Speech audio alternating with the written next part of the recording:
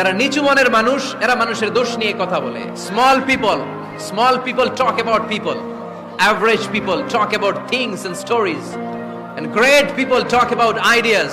যারা নিচু মনের মানুষ, এরা মানুষের দোষ নিয়ে কথা বলে। যারা মাঝারি ধরনের মানুষ, এরা এলাকার ঘটনা বিভিন্ন বিষয় নিয়ে কথা বলে। আর যারা বড় মনের মানুষ, এরা আইডিয়া নিয়ে কথা বলে। তারা তাদের আইডিয়াকে কাজে লাগিয়ে সমাজটারে পাল্টে দিতে চায়। কিছু লোক আছে দেখবেন, সারা দিন চায়ের দোকানে বসে এই বাড়িতে এই সমস্যা, ওই বাড়িতে এই সমস্যা, ওই বাড়িতে এই সমস্যা, তোর বাড়িতে কি সমস্যা। কিছু লোক আছে এই হুজুরের এইটা খারাপ, এই হুজুরের ওইটা ভালো না, এইটা খারাপ, এইটা সমস্যা, এটা সমস্যা, তোর কি সমস্যা? তোর সমস্যা তুই খুঁজে বের কর, নিজের সমস্যা খুঁজে বের কর। যে নিজে নিজের সমালোচনা করতে পারে, সেই সর্বাপেক্ষা বুদ্ধিমান।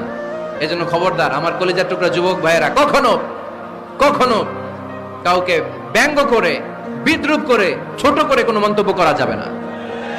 কখনো অন্যের দোষ খোঁজা যাবে না। দোষ আমরা খুঁজবো, নিজের দোষ, ঠিক কিনা?